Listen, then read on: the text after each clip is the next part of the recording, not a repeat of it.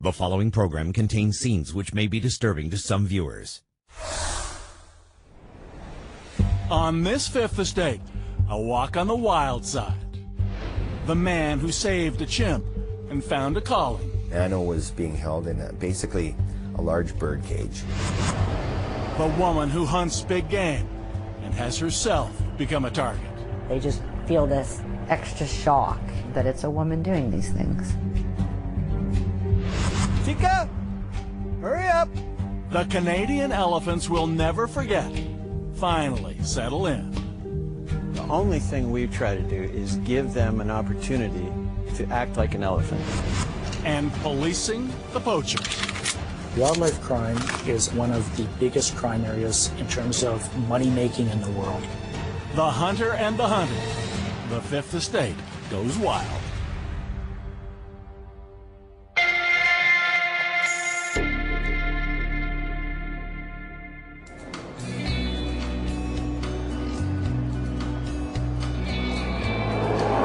Every single hunt that I go on is very special, and every hunt is very memorable. And I get the exact same feeling every time. There's times there, you know, I'll get up to 200 or more death threats a day. Things so vile is people telling me they're gonna kidnap my son and I, and they're gonna skin him alive and hang him from a tree. Why would I let someone so sick in the head stop me from doing what I'm doing just because they don't like it?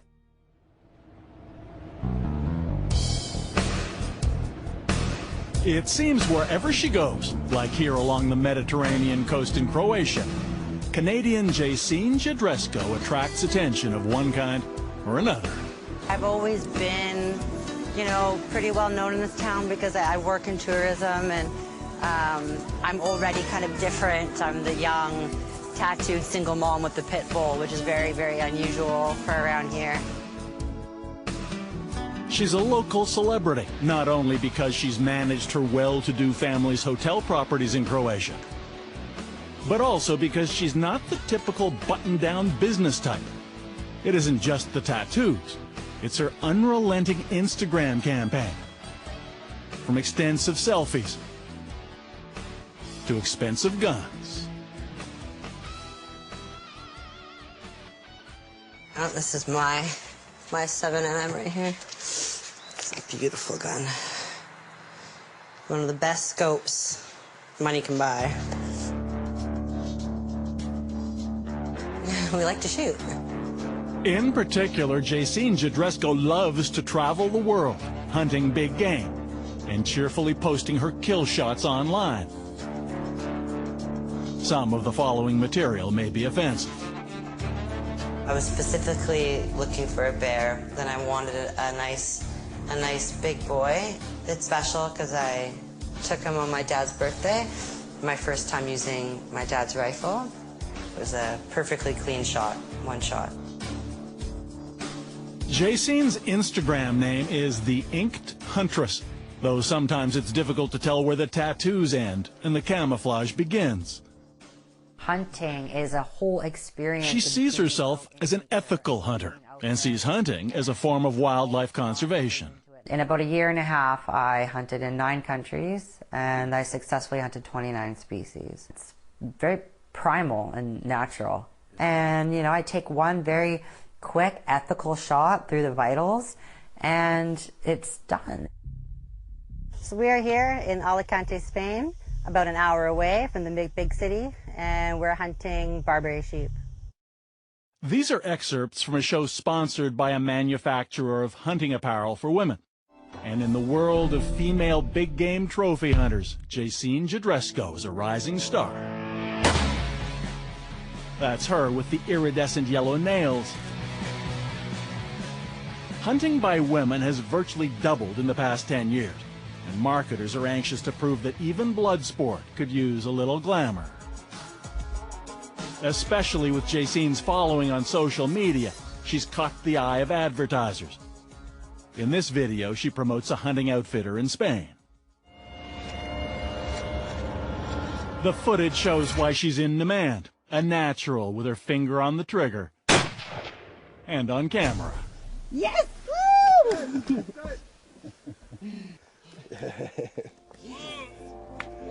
But she's learned the hard way that not everyone sees her post-kill pictures of the hunter and the hunted, quite the same as she does. Jaycine calls this harvesting.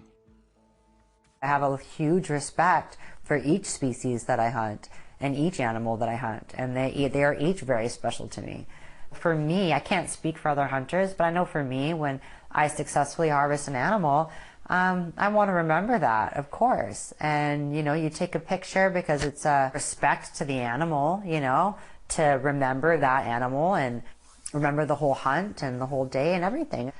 Can you understand that people would hear you say, I respect the animals, every animal I kill, and think that that's a heck of a way to show it? Well, they don't hunt. Yeah. Yeah. You use the word harvest. Yeah. Rather than kill. Well, it is harvesting. You know, I'm harvesting meat. Yeah. Yeah. I mean, you could use the word kill equally. You're killing the animal and taking the meat. I don't see it that way. You keep saying the word kill, and hunting is not about killing. But hunting it is definitively about killing. Killing at all for me. Trophy hunting, that is hunting for recreation, not food, has existed for centuries.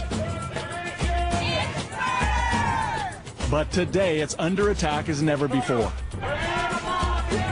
In large part because of Cecil the lion, a famous African tourist attraction lured from a protected national park, then killed by a wealthy American trophy hunter, triggering outrage around the world.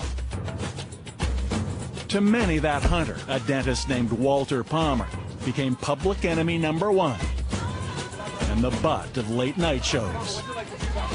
You're some a-hole dentist who wants a lion's head over the fireplace in his man cave so his douchebag buddies can gather around it and drink scotch and tell him how awesome he is. That's just vomitous. But Dr. Palmer has Jaycine's sympathy. She blames his guides, not him. It's really unfortunate that he had to go through what he went through, I think. You know, unfortunate that the media portrayed it in the way that they did. In what way do you think it was misportrayed? I really think that the media twisted things and tried to make him out to be a bad guy. Being portrayed as a villain for killing the king of beasts is something Jaycine Jadresko knows about. In 2014, she paid thousands of dollars to a South African outfitter to hunt a lion. She had it recorded by a professional videographer and posted on YouTube. Unlike the dentist's killing of Cecil the lion, she points out this was a lawful hunt. She says she was on private property, and the meat was given to local people. It's completely legal. It's completely sanctioned by the government. Whether people like that or not, you know, is a different story. Afterwards, Jaycine had the lion stuffed and mounted, the ultimate conversation piece.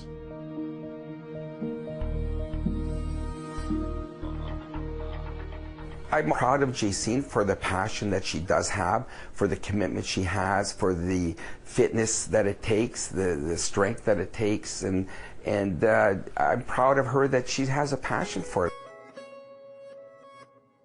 Indeed, hunting is in her blood. She learned the sport from her father, Danny, an enthusiastic hunter himself. Our hunting in our family is now probably getting close to 50, 60 years. Going back from my father, and then going to me and my brother, and now going down to my family. Danny Jadresko is a self-made and successful businessman, and the family owns several homes, including this vacation property on Vancouver Island. Jaycine returned to Canada from Croatia last year and is studying full-time for her MBA. But almost every weekend, there's a hunt. The whole part of just being out there and being in nature is such a connection and a grounding feeling.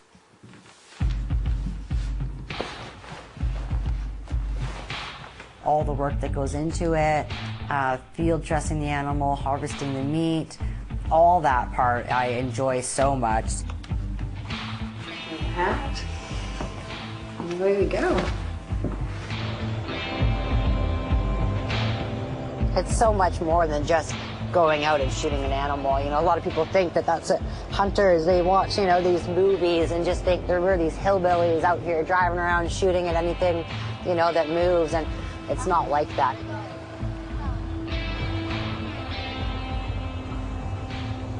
Just because we're in the bushes doesn't mean girls have to get all bushman. Girls can hunt and still be girly. We're out here today. We're looking for blacktail deer. They're the Columbia blacktail. I'm looking for a buck. Legally, I can take any buck. So as long as it's got any antlers at all, we can turn it into dinner. Today, 3 generations of the Jedresko family are hunting deer. This is where I saw those elk last time. Father, daughter, and Jaycene's son, 10-year-old Diesel. Come on, deer, deer, deer, where are you? Diesel, where are all the deer? They say their family freezer is always full of meat they've hunted themselves. How's that? Good. Yeah? Yeah. Yeah, so remember, Yeah, you breathe out, and then after you breathe out, you pull the trigger, and make sure you follow it through, okay? Go when you're ready. Yeah! Blasted it. Good shot, D. Good job. Pretty good, huh? He started shooting with a pellet gun at 4 years old, and moved up to a 22 when he was, I think, 7, and now he's 10 and he has a 243. His first kills when he was 8, so he's been hunting pretty much all of his life. It's you know, it's our mother-son thing that we do together. Because I like spending time with you. Because I'm so nice, yeah. Yeah. She's awesome. A Canadian family hunting deer may not be cause for controversy. But Jaycene's big game trophy hunts around the world certainly are. She's been called the most hated woman on the internet. And online, the reaction to her can be disturbingly graphic. I get specific. I mean, I've had someone say, August 10th, I have your address, you're going to wake up to 1 bullet in the head. You know, I hope you get cancer and everyone in your family burns alive in a house fire, and just like crazy things. Has the controversy, for want of a better term, changed your outlook in any way? No. Why would I let someone so sick in the head stop me from enjoying my life and doing what I'm doing, and doing what makes me happy, and doing what makes me feel fulfilled as a person, just because they don't like it. She calls her critics haters, crybabies, keyboard warriors. She says she has no intention of letting the pressure and threats stop her from sharing her hunting adventures online. And she most certainly is not about to stop hunting. It's the woman thing too, I think. I think if people saw a picture of a man and he had just finished cleaning out, an animal and he had blood all over him, they'd be like, oh, whatever. But because I'm a woman and I have my hair in pigtail braids and it's, on my face, they just feel this extra shock that it's a woman doing these things. Should you need proof that Jaycene Jedresko won't bow to her critics, listen to what else may be on her big game bucket list. Perhaps an elephant. Elephants are known as intelligent, sociable, family-oriented creatures. Lots they of stay animals together. are. They stay together for their whole lives. Plenty of animals do. That doesn't figure into the decision for you? No. Would you put the head of an elephant over the fireplace? I think it would fit. I don't think it would fit, though. Would you really? What's the difference between that and a deer or an ibex or an aoudad or an elk or a moose? I wouldn't hunt any of them, so But you'll have to answer the but that's question. the thing. I'm saying, why does one animal have more of a right to live, as some anti-hunters would say, than a deer, just because we in North America think it's prettier or more exotic looking? One response to that might be this. In the past 75 years, 95% of the African lion population has disappeared. Many elephant species are now considered endangered. And tigers are critically endangered everywhere. Ooh, it's rainy. The last, a message that apparently has registered with Jacine. What do you want to shoot the most? A tiger. A tiger? Yeah, that would be top of my list too. Unfortunately, it's not legal anywhere.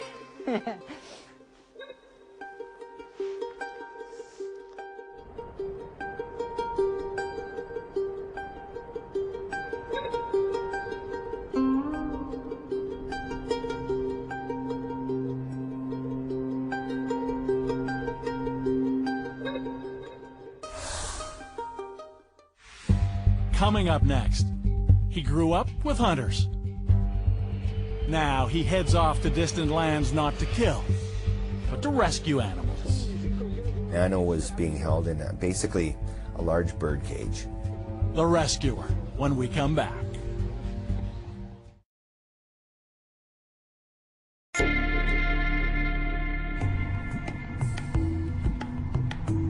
In northern Iraq, all roads lead to the war zone. Military checkpoints are everywhere, as is the wreckage of bombs and artillery. The northernmost Iraqi city of Duhok is just 30 kilometers from the front in the ongoing war in Iraq and Syria, which makes the existence of the Duhok Zoo so remarkable, though it's not much to look at, with a camel, a bear, and a few monkeys, and one baby chimpanzee named Mano.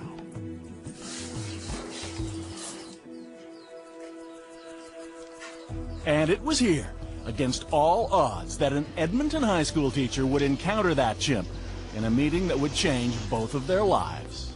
Mano, come here, come on.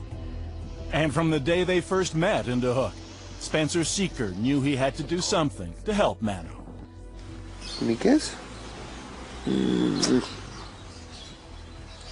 Mano was being held in basically a large bird cage. So when he wasn't with me, they'd put him in this large bird cage, and I'm just thinking, it didn't sit well. It's like that little niggle, that little stone in your shoe. I thought, this isn't going to end well for anybody.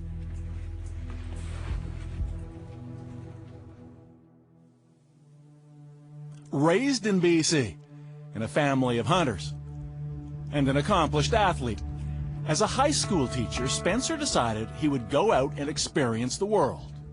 You know, part of social studies is to make this a better place, you know, and what I wanted to do was to go experience and do it firsthand, to bring these experiences, you know, to enrich my students and also to live by example.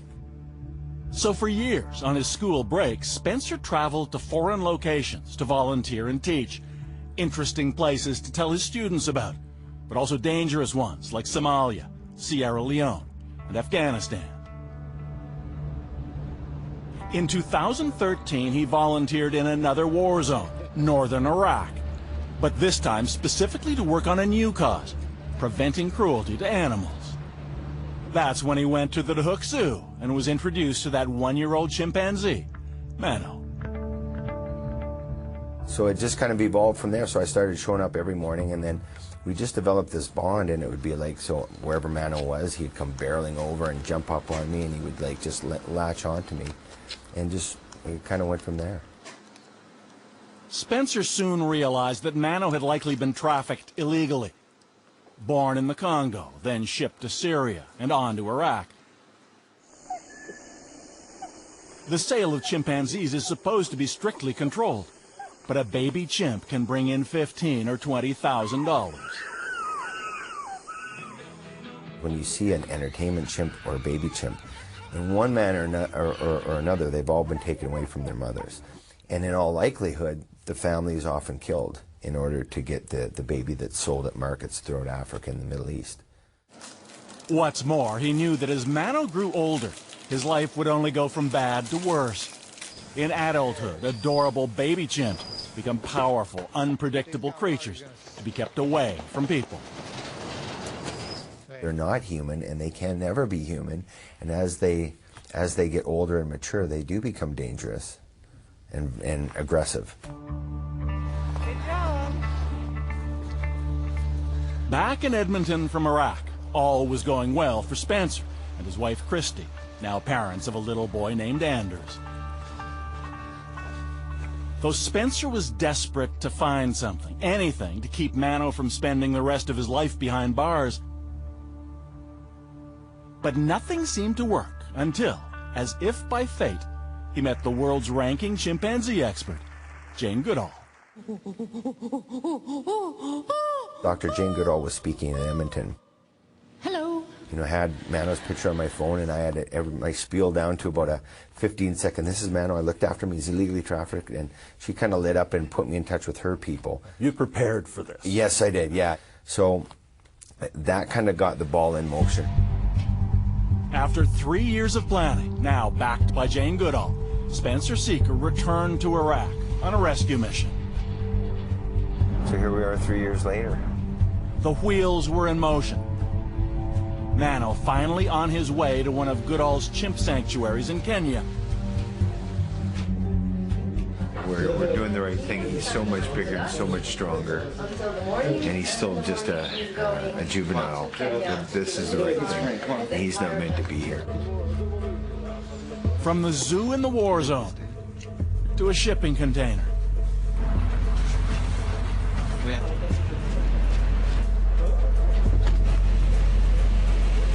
Then onto a cargo plane. And with a stopover in Dubai, Spencer and Mano arrived in Africa.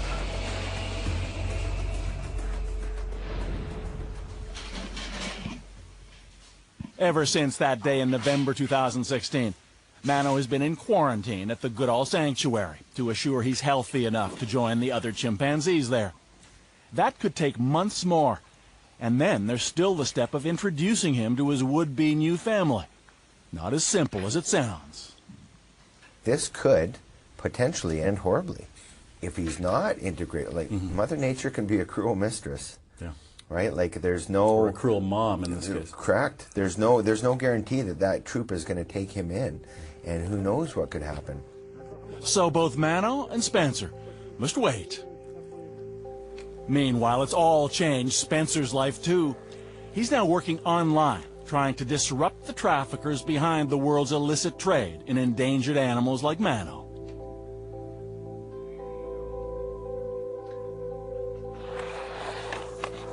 The man who wanted teachable moments to take home to his students has discovered that those experiences have taught him some valuable lessons too.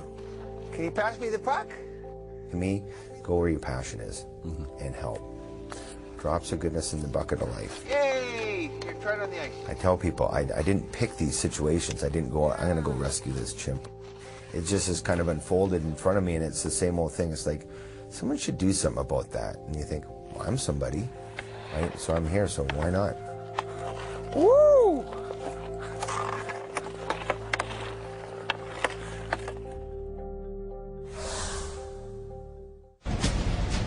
Coming up next, friends we can't forget. We followed the Canadian elephants 4,000 kilometers to a better life in California. Now we're back to see if they finally fit in to that new family. What a good girl. The Sanctuary, when we return.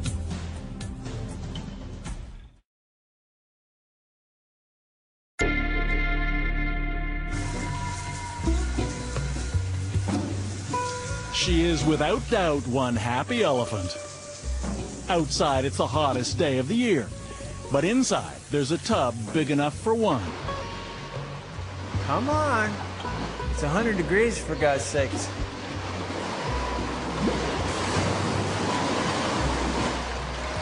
Want to know what makes an elephant happy?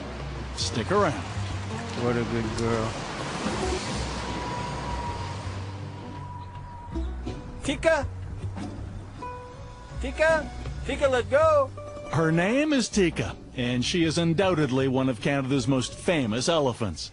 Born into captivity at the Toronto Zoo, today she roams a sanctuary that could be the savannah of southern Africa. Tika! Hurry up! Good girl. The tale of how Tika got here and what's about to happen to her is an elephant story you won't see anywhere else. Way up, way up. How'd you get to be so beautiful? What a good girl. What a good girl. And it all began 3 years ago at the zoo in Toronto. Tika and her colleagues, Toka and Aringa, were Toronto's last remaining elephants. Born to walk over 20 kilometers a day, here they were confined to a compound of less than 2 acres, most of it concrete. Oh, look at his big ears. The largest animals on Earth may also be the least suited to captivity, with consequences like this. Oh my God. Video from a number of years ago shows the elephants at the Toronto Zoo, among them Tika, Toka, and Aringa, in a high state of anxiety, confronting each other with tusks. Not sound good. And apparently it wasn't the first time. Weighing twice as much as your car, as tall as the room you're in, captive elephants can do damage to one another that rarely, if ever, happens in the wild. I'm so scared of it. In 2013, the zoo agreed it was time for Tika, Toka, and Aringa to go. That October, Fifth Estate cameras were invited along to record the big move, something never done before. 3 4-ton elephants heading 4,000 kilometers from Toronto to San Andreas, California, to the sanctuary for animals retired from zoos and circuses, run by the Performing Animals Welfare Society, known as PAWS.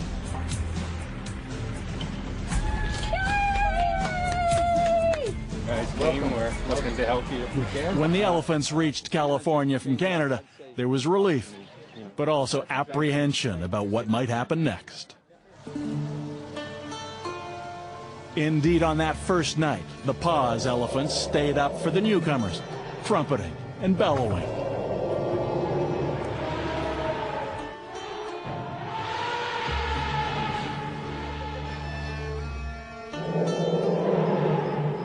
But was it a welcome or a warning? No one could be sure, at least not yet. Once inside the barn, separated from the others, Toka and Aringa quickly settled in. But watch here in the dark as the youngest new arrival, Tika, refuses to leave her steel shipping crate until long after midnight. Anxious and alone, a possible sign of trouble to come. Melding the herds would be the first priority. The last time PAWS faced this challenge was close to 10 years ago, when an elephant named Maggie arrived from an Alaska zoo where she'd been living by herself.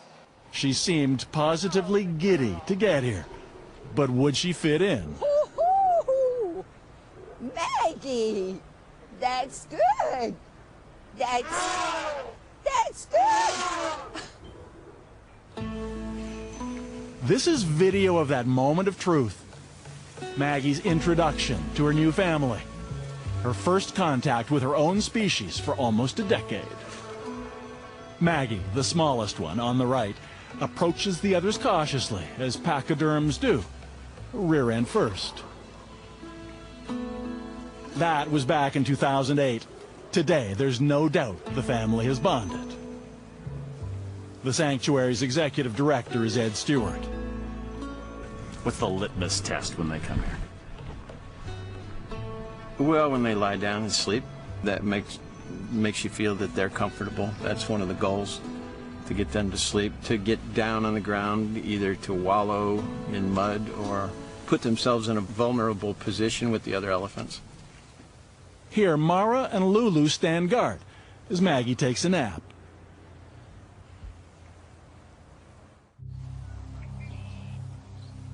In October 2013, on their first morning at Paws, Ed Stewart had hopes all would go just as well for the animals from Canada. Tika started out where she'd left off the night before, anxious, alone, just outside the barn. But Toka and Aringa were off exploring. They'd spent decades on 2 acres of concrete at the Toronto Zoo. At Paws, there are more than 2,000 acres of rolling hills and vegetation, 90 of them reserved just for the female African elephants. For Toka and Aringa, a chance to try out muscles they hadn't used in a very long time. Toka and Aringa immediately discovered grazing. They walked past a small patch of grass and both stopped and ate every bit of it.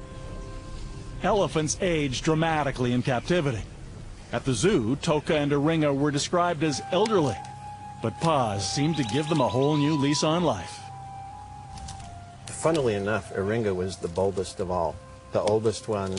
It almost looked like she looked back at us and said, okay, I get it, I can go anywhere I want here, I can eat the leaves, I can eat the grass, and I'll see you later. That difference between the 3 Toronto elephants is understandable. Toka and Aringa were born in the wild in Africa, then sold into captivity at about the age of 2, so they had at least some family upbringing. But Tika was born at the Toronto Zoo. No one ever taught her to be an elephant. A lot of times in captivity, the elephants understand the humans. They understand their relationship to humans. Sometimes they don't understand their normal relationship to other elephants. And you can see it. You can just see some confusion. You can just see they don't know how to act. It's a challenge sometimes. So we go slow. Since we first visited in 2013, some things have changed for the Toronto elephants. The elderly Aringa died. And meanwhile, Toka has earned her place in the Paws family unit. Toka, let go. Come on. Come on. Go.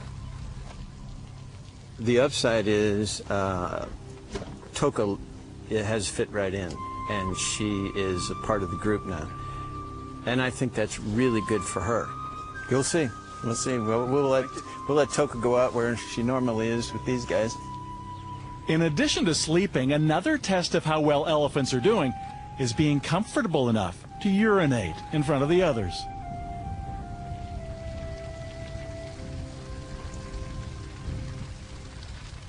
Peeing is a big part of breeding. On that, Toka is apparently very comfortable indeed. What a good girl. But for Tika, even an experienced elephant whisperer like Ed Stewart couldn't make her integration happen any faster. When we recently returned to Paws, almost 3 years after the Toronto elephants arrived, Tika was still kept separated from her would-be family. Did you believe this process would still be going on today in 2016? Yeah, I would have. There are places that have elephants separated that never get them together, or that live together and then have to separate them. I would have believed any scenario anybody came up with. But there was always the lingering question, what to do about Tika. Since she arrived, she's been close to the others, but always with that fence in between. Ed Stewart says a miscalculation literally could be a matter of life or death. The mistakes could be anything from an elephant being mentally damaged, just worried about another elephant hurting her or chasing her, or just mental stress. And then there's physical injury. I mean, it could easily, one of the elephants could injure another elephant. Or kill. Or kill it. I mean, it's happened before. They are sociable, they are intelligent, but above all, elephants are unpredictable. The very first time Tika was allowed in with the others at Paws, this is what she saw of them, as they all fled away from her, up and over the hill, and out of sight. Now, weeks later, Ed Stewart is about to open the gate and try again. Watch Tika as she moves towards the others. The key this time will be how she interacts with Mara, the matriarch of the family of female African elephants at Paz. Tika and Mara have, knock on wood, everybody has been really, really calm, really nice. And it's going, you just go slowly and you watch for little signs, you feed them and keep control as much as possible for a little while, and then you back up and see what they do. And look who's coming. And see who comes over to see who, and if there's anything we need to adjust, we try to adjust it.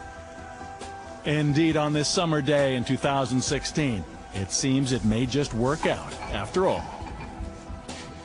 Yeah, so far so good. It's kind of dull. Dull is good. And as with many human families, Tika, eating together is another test. It's called cooperative feeding. It's a way of socializing them. And so they all know everybody's going to get something, everything is good. To an elephant expert, it is all a behavioral ballet, a kind of pachyderm pas de deux, where dull and boring are exactly what you want. See, that's nice and relaxed. The only thing we try to do is give them an opportunity to act like an elephant. Touching each other, smelling each other, any and all orifices. And this time, no one runs away. Now, Mara, Maggie, Lulu, and their cousins from Canada, Toka and Tika, are together at last. Finally, one big, happy family.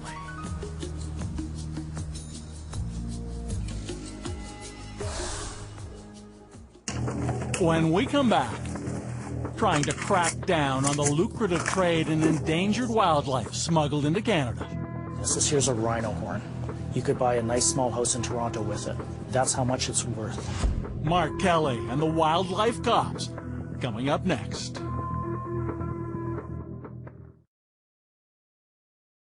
The following program contains scenes which may be disturbing to some viewers. The wildlife poachers leave a trail of dead, with the wholesale slaughter of endangered species. Elephants killed so their ivory tusks can be turned into trinkets. Majestic tigers are reduced to rugs, their bones ground into a powder sold as an aphrodisiac.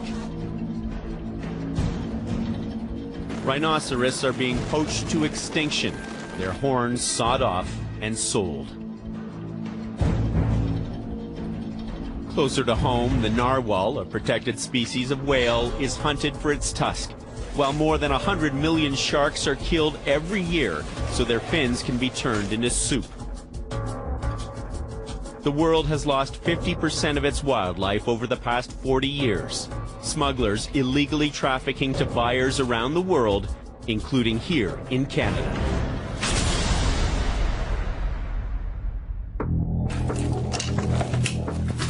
The smuggling problem so serious, there's an elite squad of 85 agents across the country. A crime problem so dangerous, the agents are armed like police officers to fight the smugglers.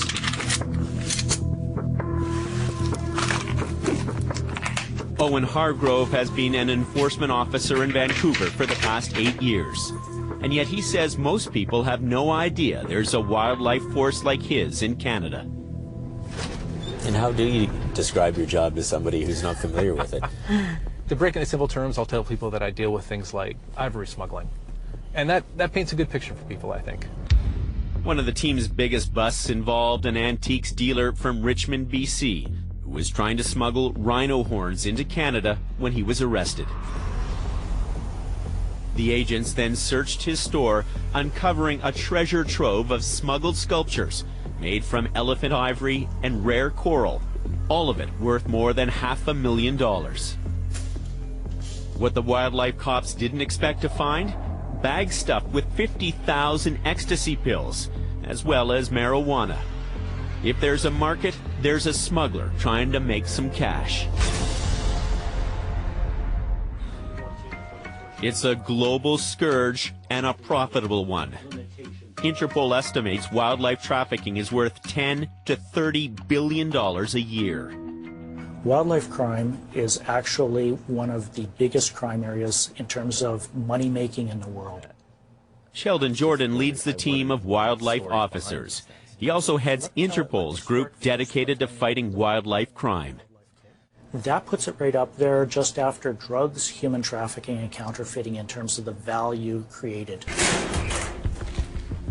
Some of the most valuable pieces are smuggled in the mail. If Canada Post spots any suspicious packages, the wildlife cops are called in. What do you got there? That is a souvenir alligator head. Is it real? Yes. Quite common. We see it from Florida. Parcel after parcel. It's a painstaking process. So this is an example of various types of shark fin that we see. Thousands of shark fins are also shipped into the country. Most are legal. Some, though, are from endangered species. But how would you know? And we're going to go over here. So the wildlife cops get a little CSI. This lab tests the shark's DNA to determine whether the fin comes from an endangered species. This one was cleared for sale. Get a good idea of how massive these things are. This is heavy. Some of the seized goods end up here in this warehouse in Ontario. The location is kept secret because of the value of the smuggled goods here. From monkey heads to cobra wine. Sheldon Jordan says no animal is safe from human greed. Wildlife crime, because it has been generating so much money, has exploded in the last 10 years, Mark. And the perfect example of this is, I'll get you to grab this. This here's a rhino horn. Now, in 2007, there were 13 rhinos that were poached in South Africa. For the last 3 years, it's been over 1,000. You could buy a nice small house in Toronto with it. That's how much it's worth. It's just this incredible collection as I'm looking around here for antlers and tortoise shells, furs, crocodile heads. I just can't believe that people want all of this, that are collecting all of this. Oh, they are collecting it. They're using it for medicine. They're using it as for trophies. They're using it to show off their wealth. What are your frustrations when you look around and you see all this contraband that people have smuggled into this country? What are your frustrations dealing with all of this?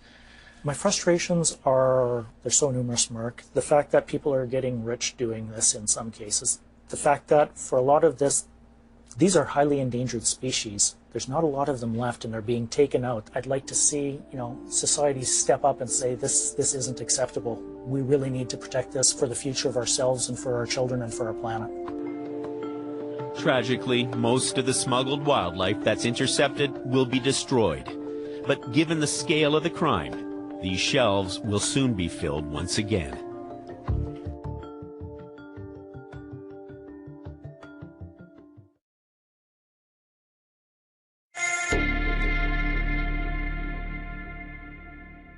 You count on the Fifth Estate for investigative journalism that matters. And we often count on you, our viewers, for tips that lead us to some of our best investigations. I have a story. We felt uncomfortable. Very disturbing story. To send us your tips, email us at fifthtips@cbc.ca or go to our website to find out other ways to get in touch. Next week on The Fifth Estate. We turn to lawyers when we're often at our most vulnerable. It's a relationship built on trust. But what happens when that trust is betrayed? Well, ask Betty Hawley. We felt we needed the help of a lawyer. So I emailed about a dozen lawyers.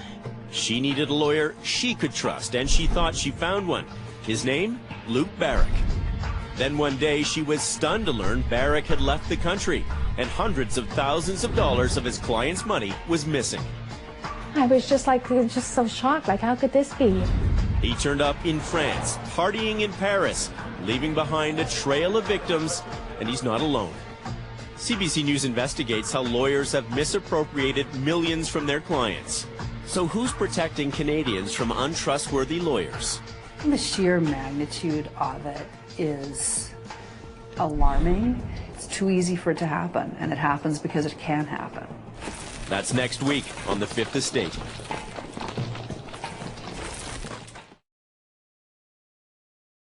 The following program contains scenes which may be disturbing to some viewers.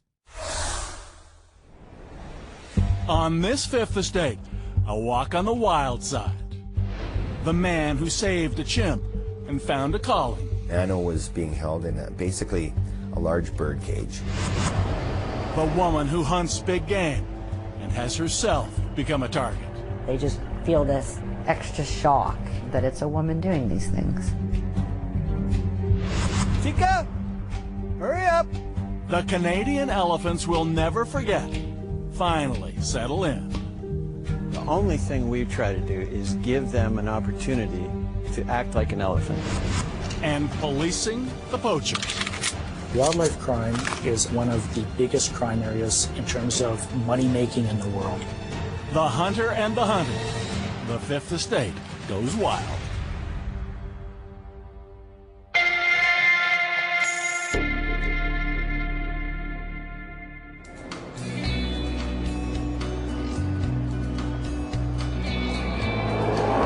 Every single hunt that I go on is very special, and every hunt is very memorable. And I get the exact same feeling every time. There's times there, you know, I'll get up to 200 or more death threats a day. Things so vile is people telling me they're gonna kidnap my son and I, and they're gonna skin him alive and hang him from a tree. Why would I let someone so sick in the head stop me from doing what I'm doing just because they don't like it?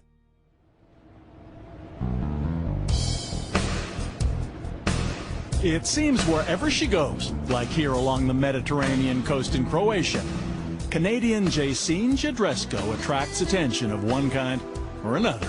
I've always been, you know, pretty well known in this town because I work in tourism, and I'm already kind of different. I'm the young, tattooed single mom with the pit bull, which is very, very unusual for around here. She's a local celebrity, not only because she's managed her well-to-do family's hotel properties in Croatia, but also because she's not the typical button-down business type. It isn't just the tattoos. It's her unrelenting Instagram campaign. From extensive selfies to expensive guns. Oh, this is my 7mm right here. It's a beautiful gun. One of the best scopes money can buy. We like to shoot. In particular, Jacine Jadresko loves to travel the world, hunting big game, and cheerfully posting her kill shots online.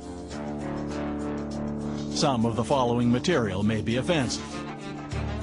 I was specifically looking for a bear. Then I wanted a nice big boy. It's special because I took him on my dad's birthday. My first time using my dad's rifle. It was a perfectly clean shot, one shot. Jacine's Instagram name is The Inked Huntress, though sometimes it's difficult to tell where the tattoos end and the camouflage begins. Hunting is a whole experience. She sees herself as an ethical hunter and sees hunting as a form of wildlife conservation. In about a year and a half, I hunted in 9 countries, and I successfully hunted 29 species. It's very primal and natural. And, you know, I take one very quick, ethical shot through the vitals, and it's done.